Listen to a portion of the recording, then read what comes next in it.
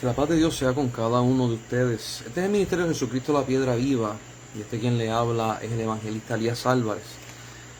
Trayéndole siempre, ¿verdad?, una palabra y un estudio bíblico para poder crecer en el Señor y poder conocer y entender y vivir y expandir este reino de los cielos que es tan precioso. Tengo varios anuncios.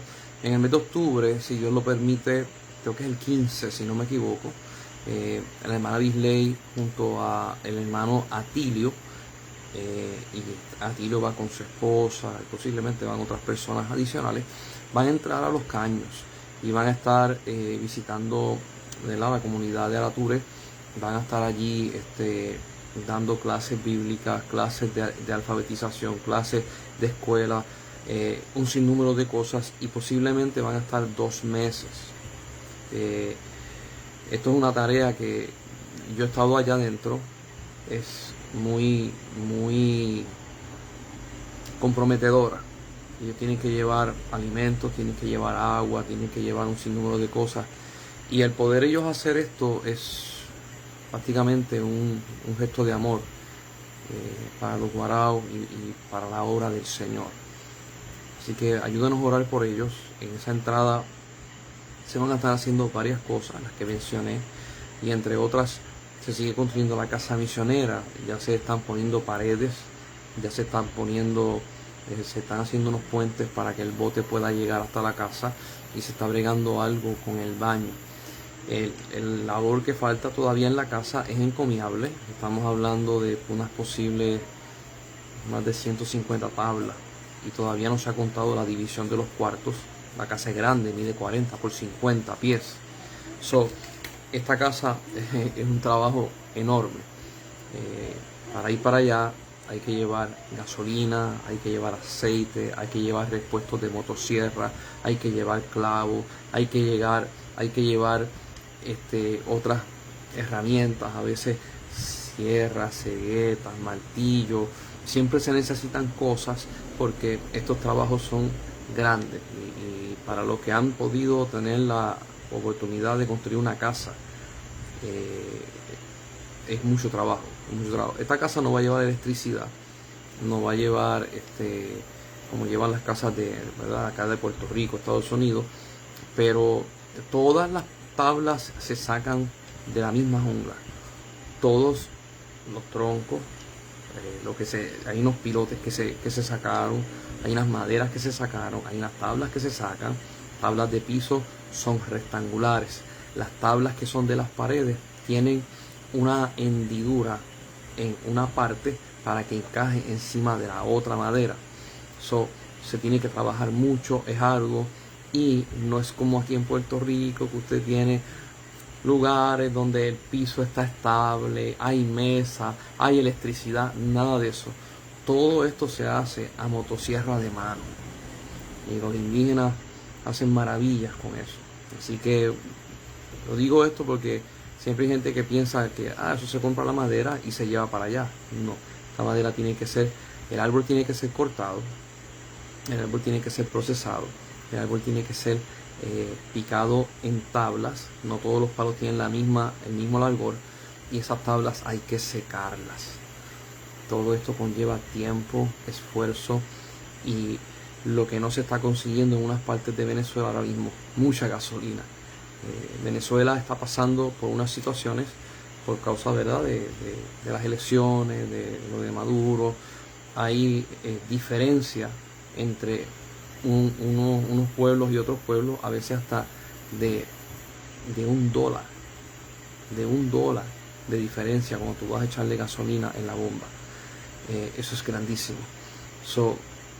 Me estaba contando la hermana Bisley de que en Barranca, que es donde se entra en bote para ir allá, la gasolina está a $3.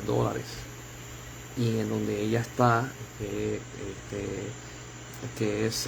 no es Tucupita, cuando me acuerdo el nombre, son muchos nombres, está a $2. La diferencia es $1, es increíble.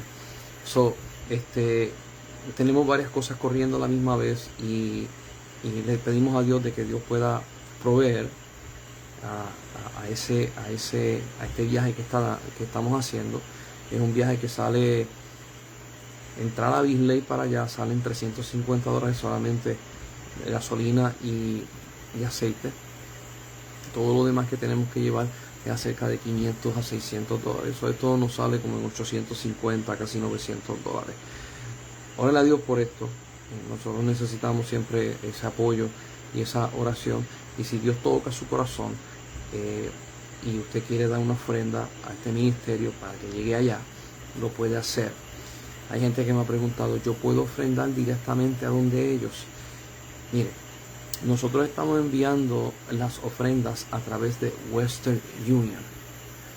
El problema que tenemos es que cada vez que se envían ofrendas, Western Union en Estados Unidos envía a Venezuela. Y el que recibe en Venezuela no es Western Union per se. Es un subsidiario que tiene una cuenta con Western Union y colabora con ellos. El problema que tenemos,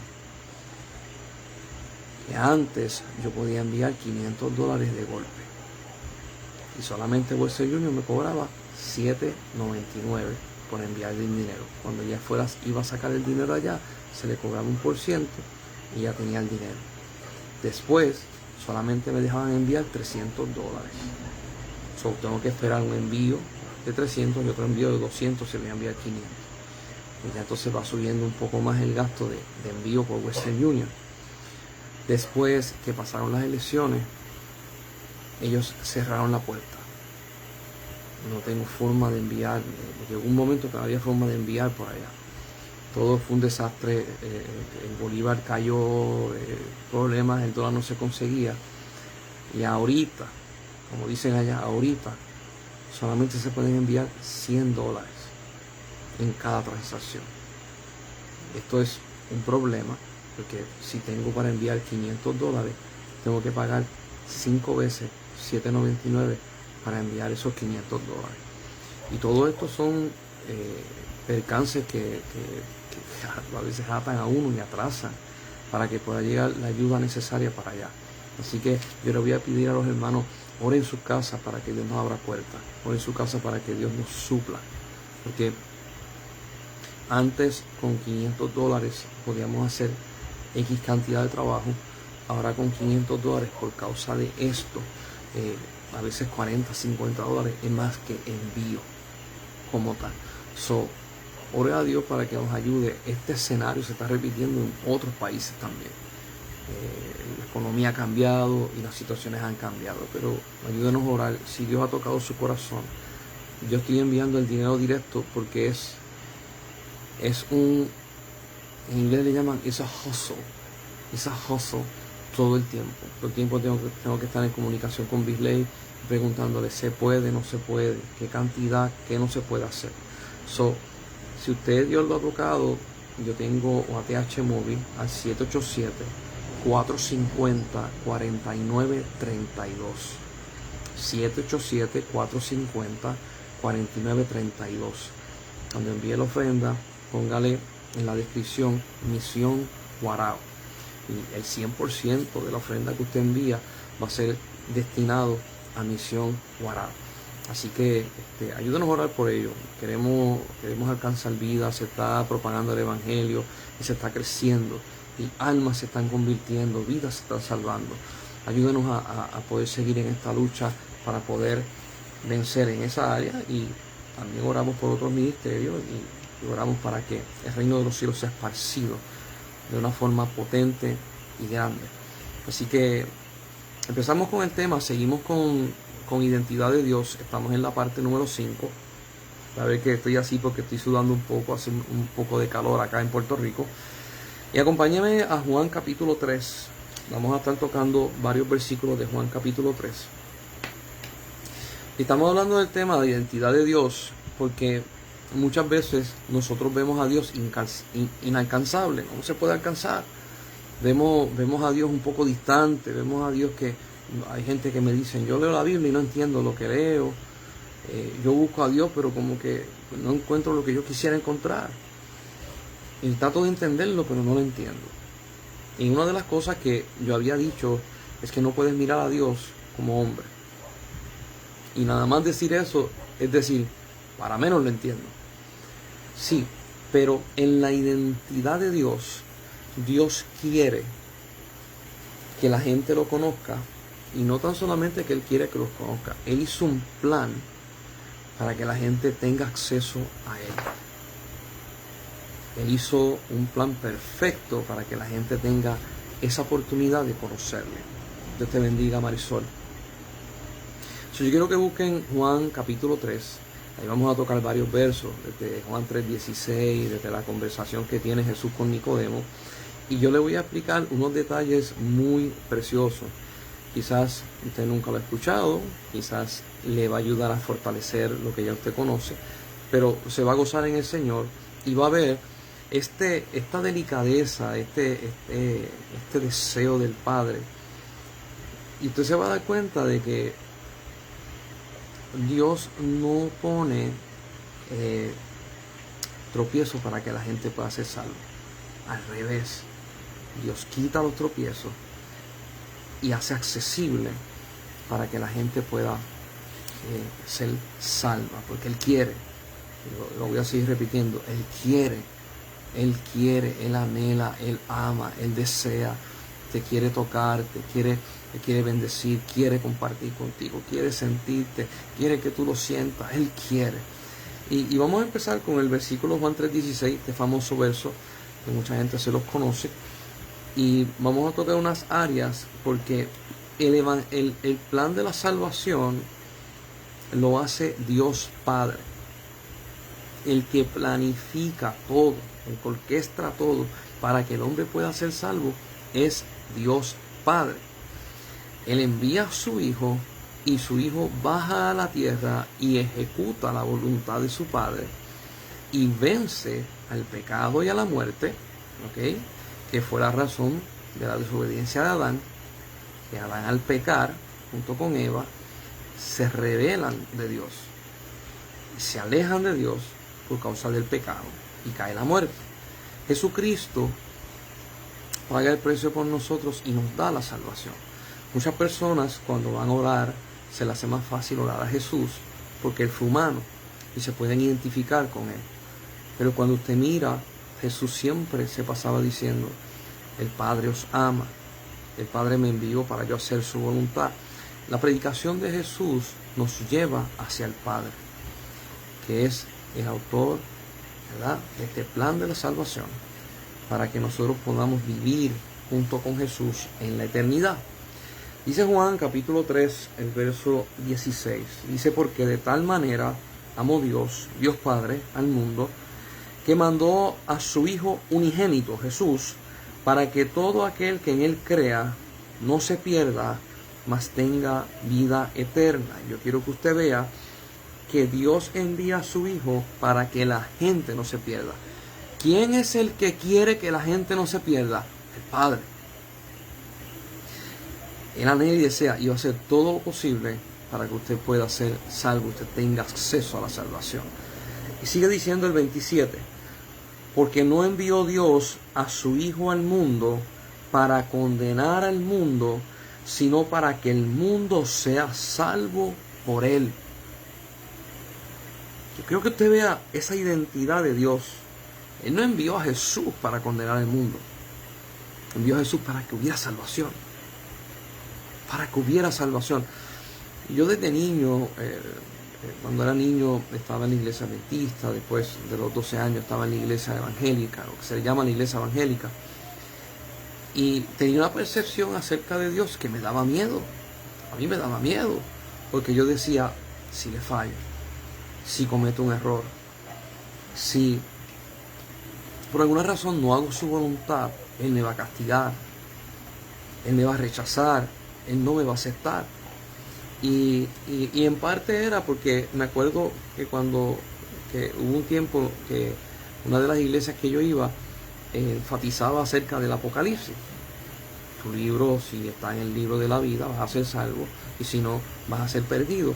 Entonces ellos presentaban el no hacer la voluntad de Dios, que te ibas a perder. El fallarle a Dios, que te ibas a perder. Inclusive a veces decían, si tú fallas y no le pides perdón a Dios y Él viene, te quedas. Mi hermano, eso ponía yo como niño, me ponía un terror. Me ponía un terror porque yo decía, yo no me quiero perder.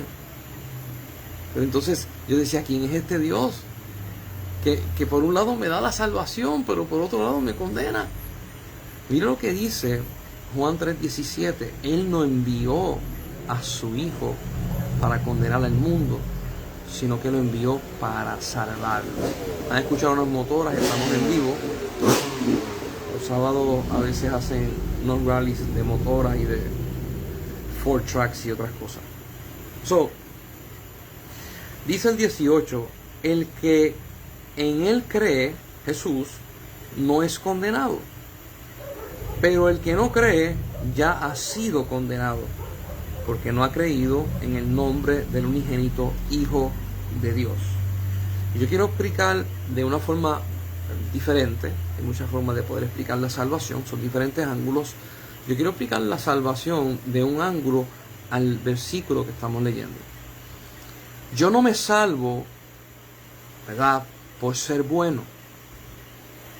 Yo no me salvo por hacer buenas obras, por portarme bien, por donar un órgano. No me salvo por ofrendar, no me salvo por diezmar, no me salvo por hacer obras benéficas. El ser humano,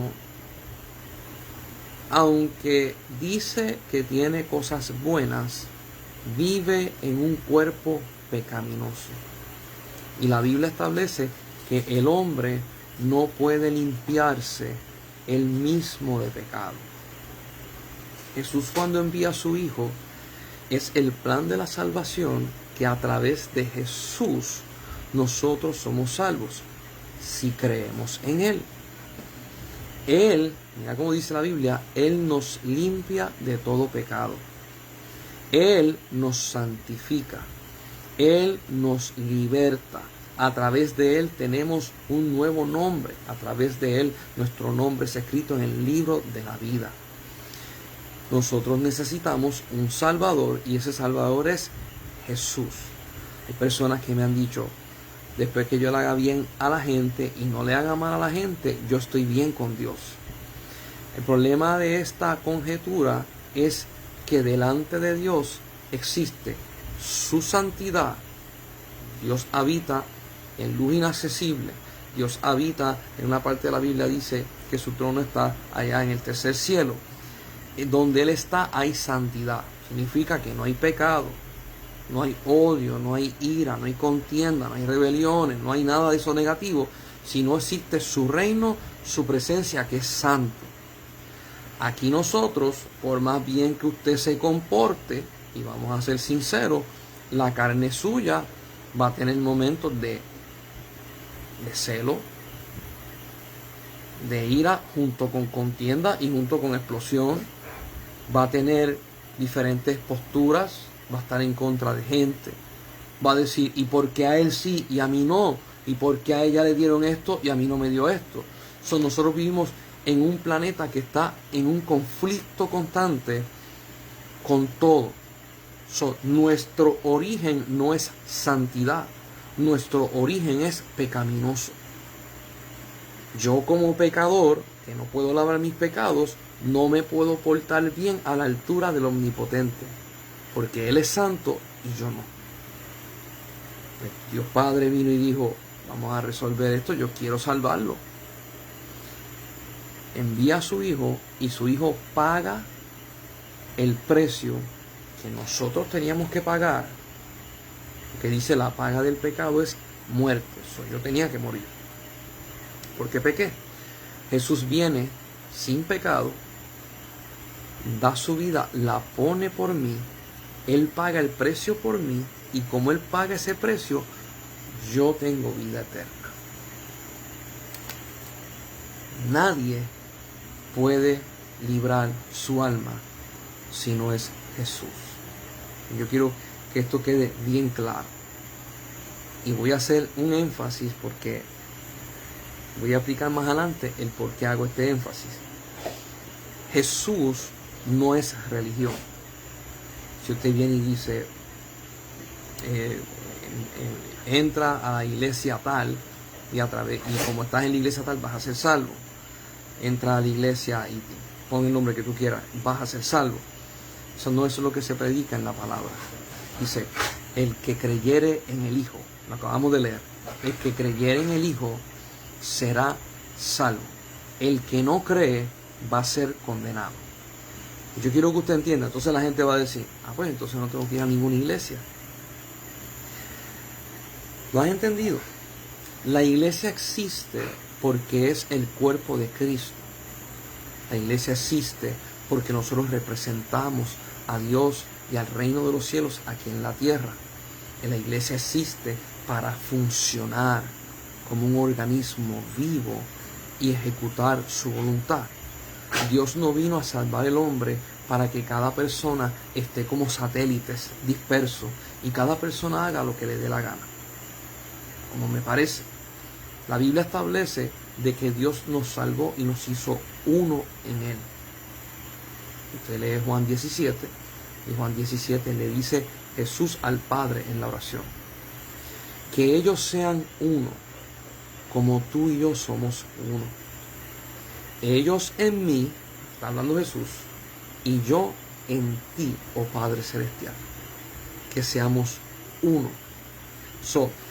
Mire la identidad de Dios. Dios quiere salvar al hombre, no para tenerlo lejos. Y podría decir algo más todavía, no para tenerlo cerca, sino para tenerlo dentro de Él. Uno con Él.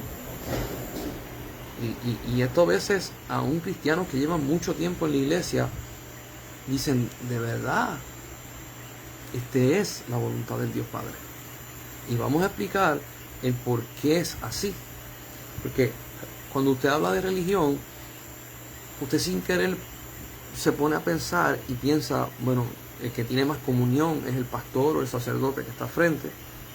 La otra persona que puede tener más comunión pues son los copastores y los líderes de adoración y los maestros niños. Y después entonces los que se sientan en el parking. Eso no es así.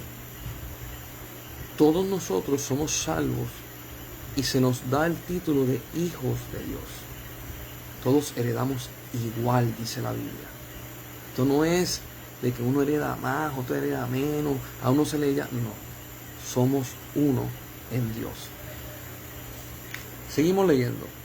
Estamos en Juan 3, capítulo 3, verso 19.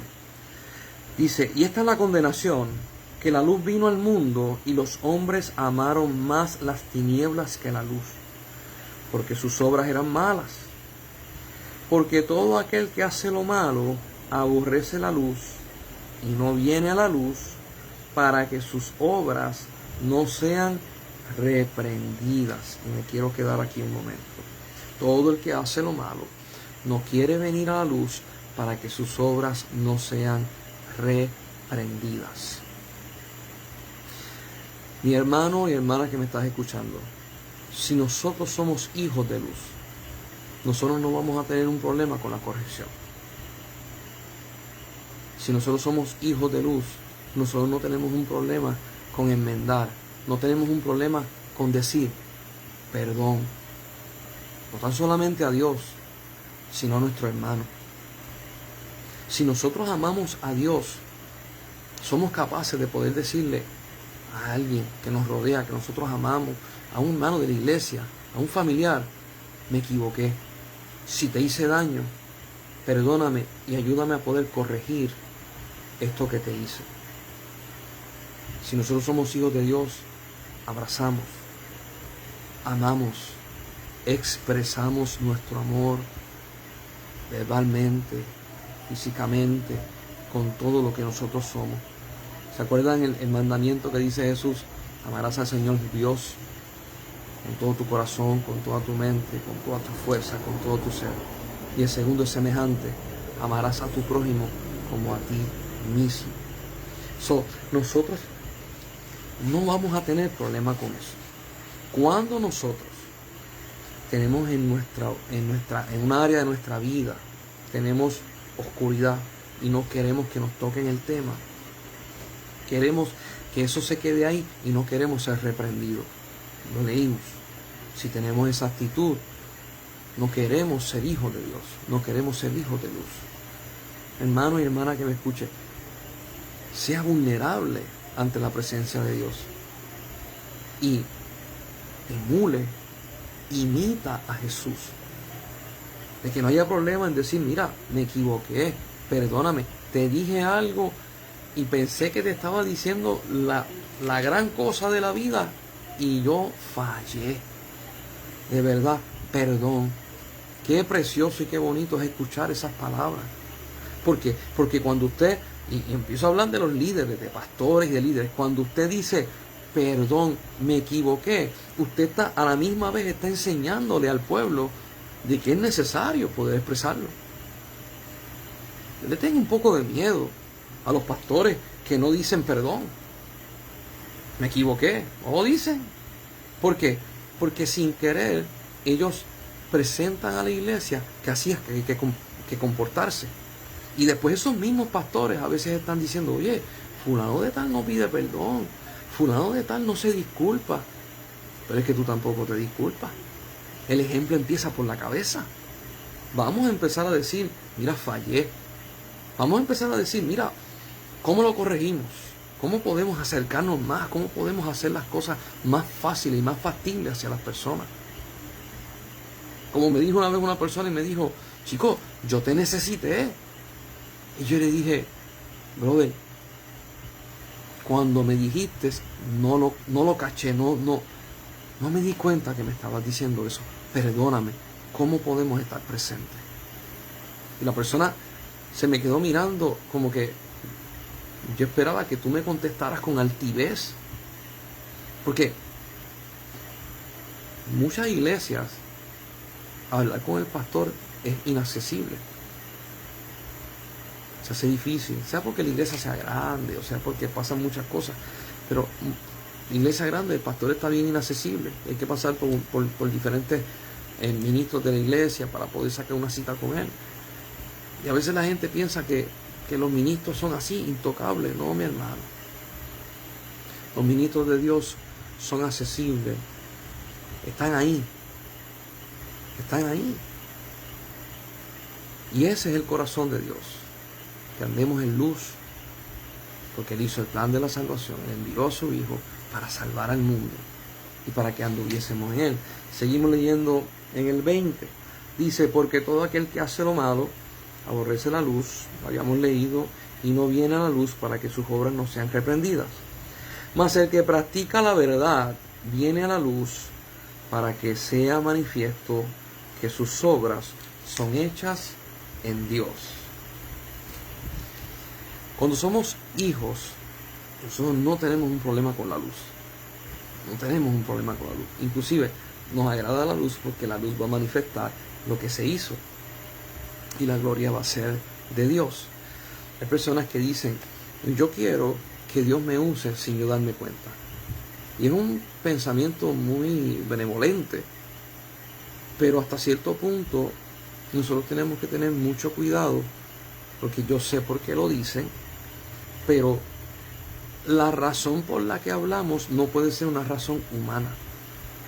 Debe de ser una razón bíblica y celestial. Cuando yo hago algo y constantemente Dios me está usando y yo no me di cuenta, yo no traigo gloria a su nombre. Quiero que usted entienda esto. Dios no le dijo a Moisés, saca al pueblo de Israel sin que se den cuenta. Dios no le dijo, Moisés, mete al pueblo de Israel en la tierra prometida sin que ellos se den cuenta que fuiste tú. Dios le habla a los jueces, liberta a mi pueblo, sea Débora, sea Jefté, sea Sansón, sean los otros. Escóndete que no sepan que eres tú. Tú vas a ver que siempre Dios levanta a un líder y le dice al líder, manifiesta lo que te he dado. Ese ejemplo, ese es el formato del cielo. Jesús vino a salvar al hombre y no se escondió para hacerlo. Los apóstoles vinieron a predicar el evangelio y no se escondieron para que nadie supiera quiénes eran sus nombres.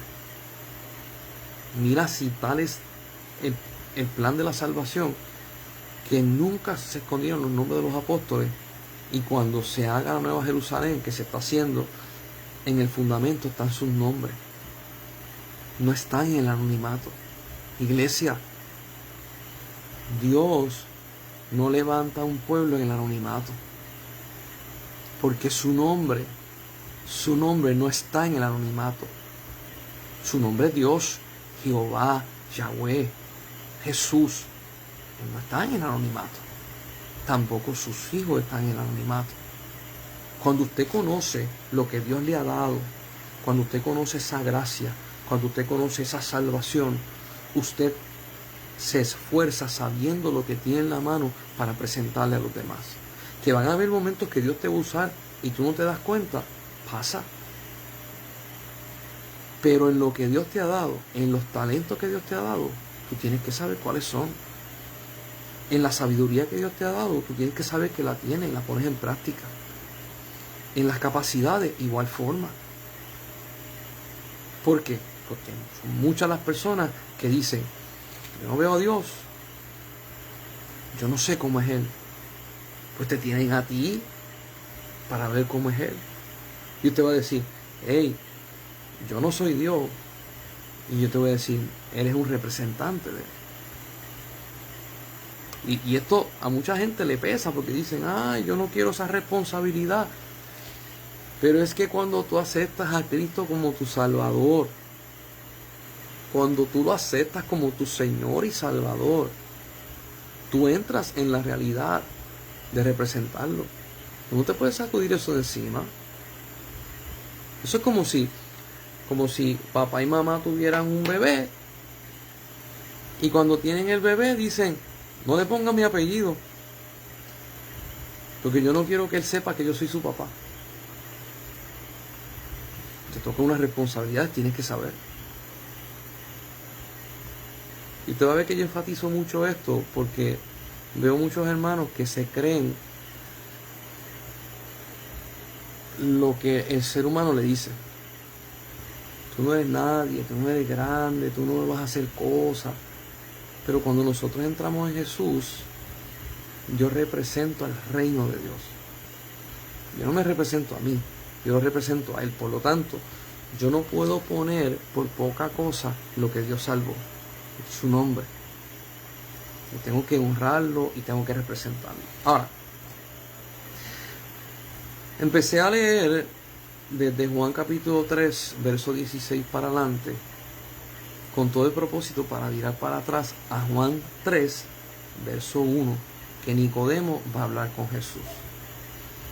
Y esto lo habíamos tocado, pero voy a tocar un ángulo que no había tocado la otra vez.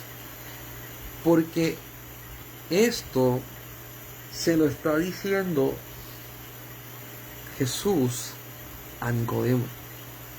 Juan 3:16. Y yo quiero que usted entienda, esta conversación se da por la noche. No estamos hablando del sermón del monte. No estamos hablando donde se dieron las bienaventuranzas, estamos hablando de una conversación íntima de lo que es Nicodemo, que es un fariseo. Y Nicodemo como fariseo enseña conforme a la ley de Moisés. No tiene esta discrepancia de que él es, como mencionó Jesús, ustedes los fariseos son hijos de Satanás, porque como había mencionado, habían diferentes vertientes de fariseos, diferentes grupos de fariseos. Y los dos grupos que Jesús nunca condena, Nicodemo está con ellos.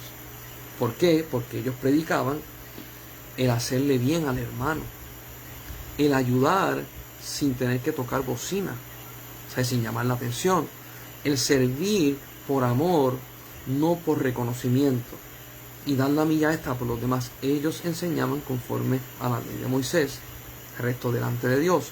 Por eso es que Jesús está teniendo esta conversación tan importante con Nicodemo, porque valía la pena poder hablar con Nicodemo y poder expresar y poder explicarle las cosas que el Hijo de Dios vino a hacer. Ahora, vamos a leer ahí en el 3 capítulo, el verso 1, dice, había un hombre de los fariseos que se llamaba Nicodemo, un principal entre los judíos. Este vino a Jesús de noche y le dijo: Rabí, sabemos que has venido de Dios como maestro, porque nadie puede hacer estas señales que tú haces si no está Dios con él. So Nicodemo viene y los reconoce. Le dice: yo no vengo aquí a pelear contigo, vengo aquí a reconocer que tú eres de Dios. Nadie puede hacer todas estas señales que tú haces si Dios no está con él. So, ¿cómo viene Nicodemo? Con una actitud positiva. Y viene Jesús en el verso 3 y dice, mire cómo le responde: de cierto te digo, que el que no naciere de nuevo no puede ver el reino de Dios. Nicodemo le acaba de decir: tú vienes de Dios. Y Jesús le baja con esta verdad que para él, aquí dicen en Puerto Rico, una píldora difícil de tragar y de entender. Tienes que nacer de nuevo.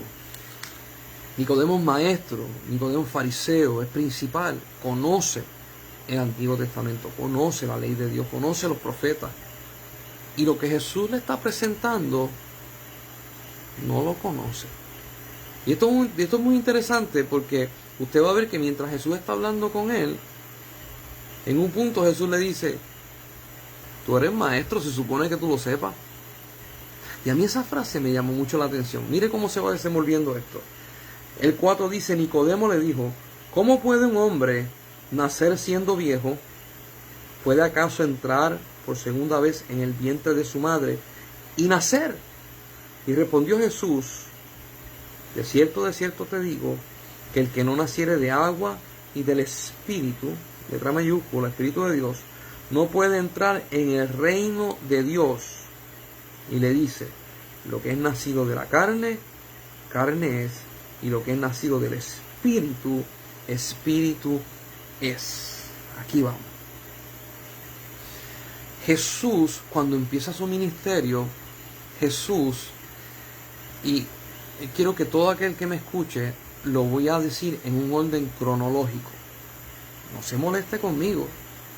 Cuando Jesús vino, lo primero que empezó a predicar fue: el reino de los cielos se acerca, o se ha acercado. Y más adelante dice: el reino de los cielos entre vosotros está, llegó. So, Jesús está hablando de reino, gobierno. El gobierno de Dios se está acercando. El gobierno de Dios es un reino. Él es soberano, Él se sienta en un trono, Él viene con su reino, Él viene a conquistar, Él viene con sus ángeles, Él viene a establecer su reino aquí en la tierra. Escuche bien, Jesús no dijo: la religión del reino de los cielos viene a la tierra. Jesús no dijo eso. Jesús no dijo: yo vengo a predicar la religión de Dios.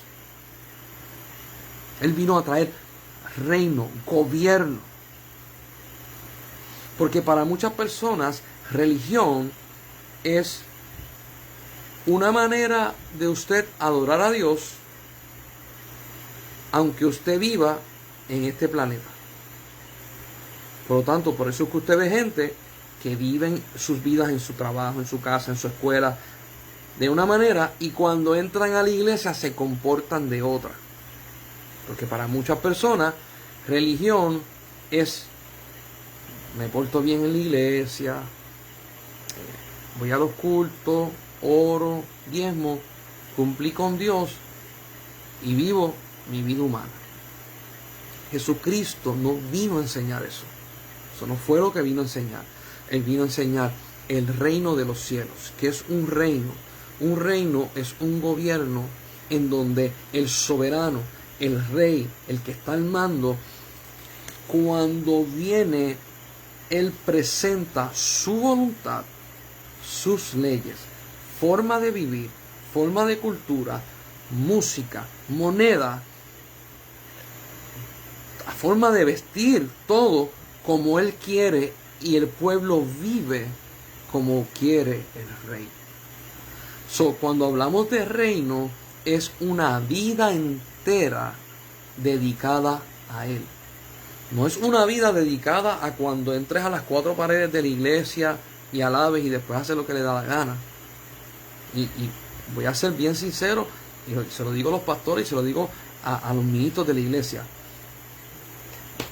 Si tú tienes gente que se está trepando en el altar para cantar, para adorar, y ellos se santifican el sábado para cantar el domingo, pero de lunes a viernes, lo mismo le da con andar, y hasta a veces hablan como los mundanos y escuchan música que no tiene que ver con la realidad de Dios y se llenan de otra cosa que no es Dios, y después el domingo se paran en el altar. Mi pregunta es, ¿qué le van a dar a la iglesia si no están llenos de Dios, están llenos de otra cosa?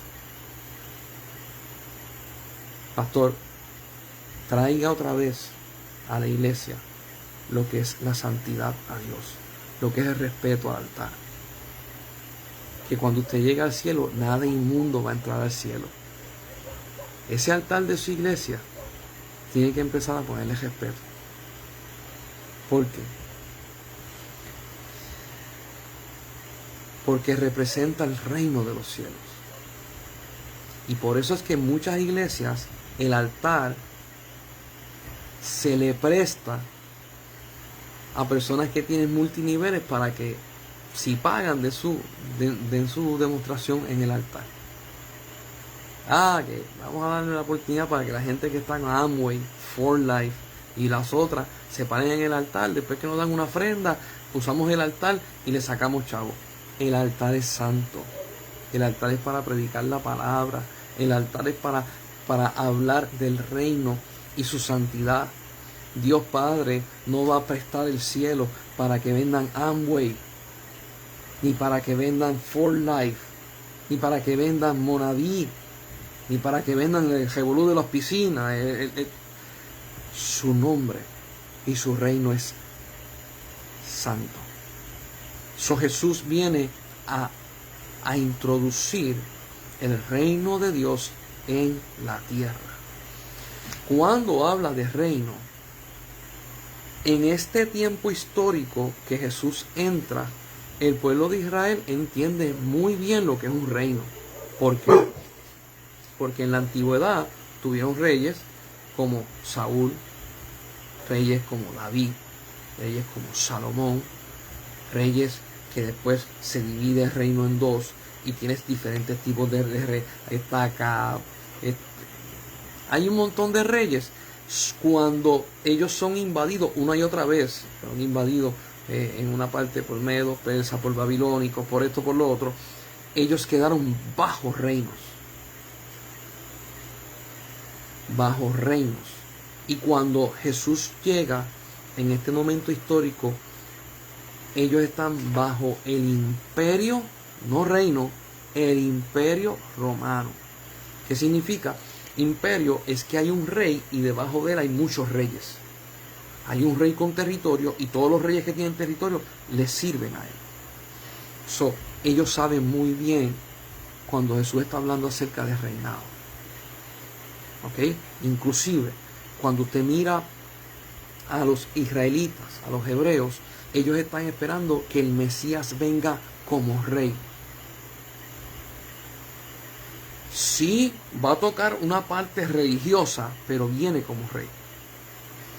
Cuando usted le habla a gran parte de las iglesias evangélicas, y estoy tocando pentecostales, adventistas, presbiterianos, bautistas, metodistas, etcétera, etcétera, gran parte de ellos, la idea es que Jesús es un rey religioso. No lo ven como un rey, un reino completo, que va a tocar la política, los países, la economía, todo. No lo ven así. Pero Jesús está hablando de un reino completo. Ahora, cuando le expresa a Nicodemo, tienes que nacer de nuevo para entrar al reino, el concepto es un concepto que nosotros acá en Puerto Rico no lo tenemos. Y como no lo tenemos, decimos, oye, será difícil para Nicodemo poder entenderlo. Lo voy a explicar. Y lo voy a empezar, vamos a explicarlo como rey y después lo explico como aquí ahora en Puerto Rico, Estados Unidos. Cuando usted nace dentro de un reinado, vamos a hablar de los israelitas en el tiempo de David. Si usted nace en Israel, su papá y su mamá es israelita y usted nace en Israel, ustedes le van a dar una identificación, le van a dar ciudadanía, usted automáticamente nace, usted es ciudadano de Israel. En un reinado, si usted nace dentro del reinado, usted tiene todo el derecho de ciudadano. Todo el derecho. Usted no nace dentro de un reinado para ver si cualifica para recibir los derechos. Eso no funciona así. Usted nace, y a la vez que usted nace, usted tiene todos los beneficios de la ciudadanía de ese rey, de ese reinado. Cuando Jesús le está hablando a Nicodemo, le está diciendo a Nicodemo, ¿tú has escuchado hablar lo que yo estoy predicando? Estoy diciendo, el reino de los cielos se acerca. Y para tú poder ser ciudadano, tienes que nacer. Cuando naces, todos los derechos están contigo. Y te va a decir, eso suena lindo. En el Antiguo Testamento, Dios le dice a Moisés, si un extranjero viene a ti y se quiere convertir a mí, no se lo impida. Si un extranjero viene y quiere ser parte del pueblo y servirme a mí como Dios vivo, no se lo puedes impedir. Ahora, ¿cómo ese extranjero entraba? Muy interesante. Ese extranjero entraba, solicitaba y habían unas clases que se le tenía que dar, unos estudios que se le tenían que dar y después se le daba un examen para ver si la persona le entendía. En esta transición la persona tenía que negar su ciudadanía de donde fuera, negar su cultura y todo lo que es, y agarrar todo lo nuevo que estaba en Israel. Tenía que conocer los mandamientos, las leyes de Moisés, tenía que conocer los estatutos y tenía que vivir bajo ellos. Una transformación de mente completa. Es una transformación completa. Jesús, cuando viene, empieza diciendo arrepentíos. Y arrepentirse significa cambiar tu forma de pensar por completo. Arrepentíos y convertíos al reino de los cielos. Jesús no dijo, convertíos a la religión que yo traigo. Porque si Jesús hubiese dicho a la religión que yo traigo, los fariseos estuvieran compitiendo con él entre las diferentes vertientes, los saduceos estuvieran compitiendo con él en las diferentes vertientes que tenían, y habían otras religiones que son judaicas que no eran tan preeminentes. Pero como él no dijo que venía a traer una religión, sino que venía a traer un reino, todo el mundo le brincó encima. Fariseos, saduceos y todo. Porque él no venía a competir con los hombres. Él viene a establecer un reino. Cuando le dice a Nicodemo, le dice, tienes que nacer de nuevo para ver el reino de los cielos. Nicodemo se bloqueó. Porque Nicodemo no estaba entendiendo lo que dice el verso número 6. Lo carnal con lo carnal, lo espiritual con lo espiritual. El reino de los cielos es espiritual. Por lo tanto, tienes que nacer en el espíritu. Y yo voy a tocar un tema para poder quizás contestar algunas preguntas que la gente tiene. Cuando yo recibo a Jesucristo como mi Salvador, yo no tengo que analizarlo. Yo no tengo que que tratar de estructurarlo en mi mente y tratar de ponerlo en esta mentalidad carnal. Yo lo tengo que recibir en mi corazón. Dice la Biblia que Él viene y toca la puerta del corazón. Hermano, escuche escuche como la Biblia lo pone. La puerta del corazón toca a tu alma, una parte espiritual. Si le abres, Él entra, porque Él viene a salvar el alma. No dice, Él toca la puerta de tu mente. Él toca a tu raciocinio. Él toca a tu intelecto carnal. No, toca a tu alma. Porque su reino es espiritual. Lo espiritual con lo espiritual, lo carnal con lo carnal. Está diciendo a Nicodemo, tú me estás hablando de nacer de nuevo en la carne. No es así. Yo te estoy hablando de nacer de nuevo en el espíritu. ¿Por qué? Porque para tu ser ciudadano, tú tienes, y que tengas todos los beneficios, tú tienes que nacer dentro de ese país, dentro de ese gobierno, dentro de ese reinado. Y como habíamos hablado, Juan 3:16, Dios envía a su Hijo para salvar a los hombres, le quiere dar todo, por lo tanto, te hace nacer de nuevo para que a la misma vez que tú naces de nuevo, tengas todas las riquezas en gloria en el cielo. A Él sea la gloria. Entonces, Nicodemo dice, mira, como yo anciano voy a entrar otra vez al vientre de mi madre. Y Jesús le dice, tienes que nacer de agua y de espíritu. O sea, no dice de carne, de espíritu, y Espíritu Santo, para poder entrar. Yo quiero que usted se ponga a contemplar este plan de salvación que es hermosísimo. Tu carne impide que tú puedas servirle a Dios. Romanos 8 dice, ella no quiere servir a Dios. Ella no se somete a Dios, ni puede. Dios no está llegando a tu vida a través de tu carne. Dios está llegando a tu vida a través de tu alma y tu espíritu. La esencia que no muere, la esencia que es eterna. Para darte eso, eternidad con Él. Y esto es increíble porque cuando tú hablas acerca de la parte carnal de la persona, tú vas a tener diferentes tipos de caracteres. Hay gente que son flemáticos, gente que son sanguíneos, gente que son más tranquilitos, más melos, más... Y cada persona tiene, pero cuando hablamos del alma, cuando tú vas al tú a tú con la persona, tú llegas al centro, al núcleo de lo que es la persona. La carne no es el núcleo de lo que es la persona. La carne no es el centro de lo que es la persona. El centro de la persona es su espíritu y su alma. Y Dios vino a darle la oportunidad a todo el mundo. Por lo tanto, por eso es que Jesús en un momento viene, se para, alaba a Dios y dice, Padre, te alabo, porque tú no le has dado esto a los sabios de este mundo. No es por intelecto, no es porque tú naciste en una cuna de oro, no es porque tú tienes una familia privilegiada, no es por eso.